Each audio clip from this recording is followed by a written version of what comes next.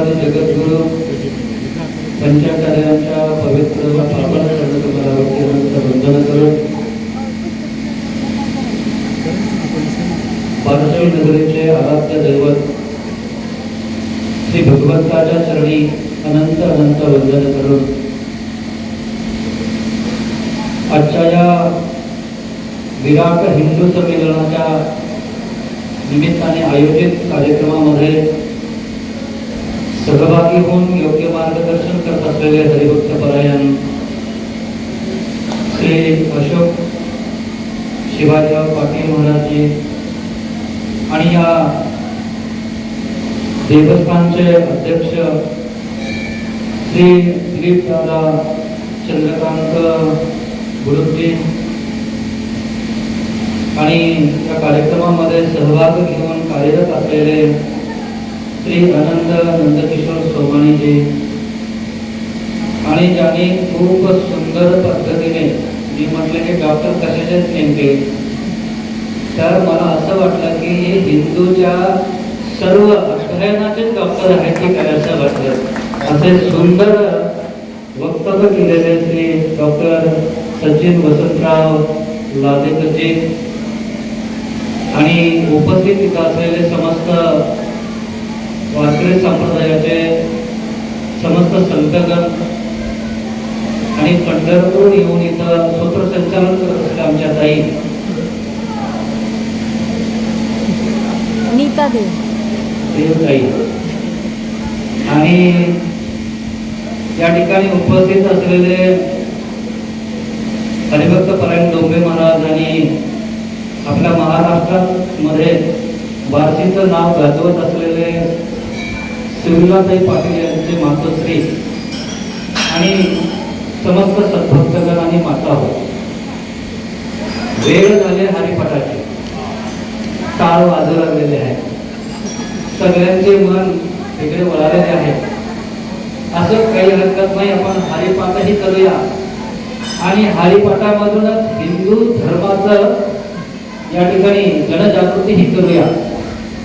तर हिंदू धर्म हा फार अनादी कालापासून आहे. हिंदू धर्माची ख्याती सांगत असताना सांगतात की जहीचा शिव तहीचा शिवाचार नवा झाला म्हणती जे पामर अज्ञान जडजीव झाले. म्हणजे अनादी कालापासून असलेला हा हिंदू धर्म आहे आणि या हिंदू धर्माची ताकद एवढी आली आहे, तुम्ही त्याला पोचण्याचा प्रकार केला तरी तो मिटल्याशिवाय राहणार नाही. असा हा हिंदू धर्म सर्वश्रेष्ठ आहे आणि म्हणून आपण हिंदू धर्मामध्ये जन्माला आलेला आहोत. तर आपण हिंदू म्हणून जन्माचं आहे, हिंदू म्हणून कार्य करायचं आहे आणि हिंदूचा झेंडा सदैव आपल्या हातामध्ये घेऊन फडकवत राहायचं आहे. जान जाएगी मगर शान नाही जाएगी. हिंदू धर्माचं तत्व आहे आणि या तत्वाप्रमाणे आपण वागण्याचं कार्य या ठिकाणी करायचं आहे. खरोखर बोलण्यासारखं भरपूर काय आहे, पण वेळेत असा आला की संपायच्या वेळेत माईक हातामध्ये आला, त्यामुळे काही हरकत नाही. परंतु हिंदू धर्म असा आहे, जोपर्यंत आमचं भगवत तत्व या ठिकाणी फडकत आहे तोपर्यंत या ठिकाणी आमच्या भगव्या रंगाला मिटवण्याची ताकद कुणामध्ये राहणार नाही. अशा प्रकारची ताकद आमच्या भगव्या ताकदीमध्ये आहे आणि म्हणून आपण हातामध्ये भगवा पताका घेतो आणि मुखात हर हर महादेवाची घोषणा घेतो आणि हिंदवी स्वराज्याची प्रतिष्ठापना करतो आणि मग आपण आपलं स्वराज्य या ठिकाणी स्थापन करतो. अरे आमचं स्वराज्य आहे, आमचं हे सर्व हिंदुत्व आहे आणि या हिंदुत्वाला पुसून काढण्यासाठी कोण पुढे येणार आहे, त्याची या ठिकाणी नसा तोडून टाकल्याशिवाय राहणार नाही. असा आमचा हा हिंदू तत्व आहे. कारण हिंदू तत्व हे एका व्यक्तीसाठी नाही, हिंदू तत्व हे कोण्या धर्माचा द्वेष करण्यासाठी नाही, तर हिंदू तत्व हे अहिंसा नष्ट करण्यासाठी आहे. अहिंसा सत्यमस्तेयम ब्रह्मचर्यम दया क्षमा. जे अधर्माने वागतात त्या अधर्माचा नाश करण्यासाठी हे हिंदू तत्व आहे. मग ते अधर्म आमच्या हिंदू धर्मामध्ये होतो असं नाही, तर प्रत्येक धर्मामध्ये अधर्म होतोय आणि त्या प्रत्येक धर्माचा अधर्म करून करण्याचं कार्य जर कोण करत असेल तर या ठिकाणी हिंदू धर्म करतोय, हिंदू धर्म करतोय. आणि म्हणून आपण गर्वाने सांगितलं पाहिजे की मी हिंदू आहे आणि हिंदू म्हणून जगणार आहे आणि हिंदूची तत्व प्रत्येक घरामध्ये रुजवणार आहे. मगाशी महाराजांनी सांगितलं की प्रत्येकाच्या गळ्यामध्ये विवाहित असल्यानंतर त्याचा अलंकार असणं गरजेचं आहे.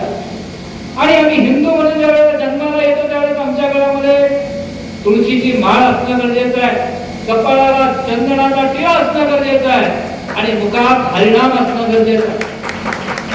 अरे आमच्या मुखामध्ये जर हरिनाम नसेल, आमच्या गळ्यामध्ये तुळशीची माळ नसेल, घराच्या समोर तुळशी वृंदावन नसेल, तर आम्ही हिंदू कसं म्हणून ओळखणार? तर या ठिकाणी लक्षात असलं पाहिजे की आम्ही ज्या वेळेला हिंदू म्हणून जन्माला येतो त्यावेळेला आमच्या घरावरती छत्रपती शिवाजी महाराजांचा धर्मध्वज म्हणजे भगवा ध्वज फडकला पाहिजे आणि आमच्या दारामध्ये तुळशी वृंदावन असलं पाहिजे आणि आमच्या माय माऊलींच्या कपाळावरती टिकली नसून कुंकू असलं पाहिजे. ही आमची हिंदू संस्कृती आहे आणि ही हिंदू संस्कृती टिकली तरच आम्ही सर्वजण टिकू, नाहीतर मग अवघड होणार आहे. परंतु आमचा धर्म कसा आहे म्हणत, आमच्या धर्मामध्ये शांतता आहे, पण या ठिकाणी माघार नाही. शांत आम्ही राहतो म्हणजे असं नाही की आमच्याबद्दल सगळं संपलंय, आमच्यापाशी सगळंच काही आहे, परंतु आम्ही शांततेने सर्वांना या ठिकाणी ते देत असतो आणि त्या शांततेत क्रांती होते. शांतिक क्रांती घडत असते म्हणतात आणि म्हणून तशा प्रकारची क्रांती करायची आहे. मग प्रत्येक धर्मामध्ये या पृथ्वी तलावरती जन्माला आलेला प्रत्येक मनुष्य हा हिंदू तत्वाशी बांधील आहे. कारण ज्या वेळेला शिवसृष्टी म्हणजे सृष्टी मानव सृष्टी निर्माण झाली त्यावेळेला 10 तत्वाने या मानव देहाला या ठिकाणी बांधलेला आहे. मी गेल्या वेळेच्या सुद्धा या ठिकाणी या संमेलनामध्ये सांगितलं होतं, अहिंसा सत्यमस्तयम ब्रह्मचर्यम दया क्षमा दानम पूजा जपो ध्यानम इति धर्मस्य संग्रह. हे 10 तत्व ज्यांच्याकडे आहेत तोच माणूस आहे आणि तो माणसामध्येच धर्म आहे आणि हा धर्म आपण टिकवला पाहिजे आणि हे टिकवण्याचं कार्य आपण सर्वजण करत आहोत. हे अशी आबाल जे मुलं आहेत या मुलांवरती संस्कार घडण्याची गरज आहे. आज प्रत्येकाच्या घरामध्ये हरिपाठ झाला पाहिजे, शिवपाठ झाला पाहिजे, प्रत्येकाच्या घरामध्ये देवपूजा झाली पाहिजे, देवघरात देव असले पाहिजे, त्याला लहान लहान मुलांना नमस्कार करायला लावला पाहिजे. ही आम्ही संस्कृती आपली जपली पाहिजे.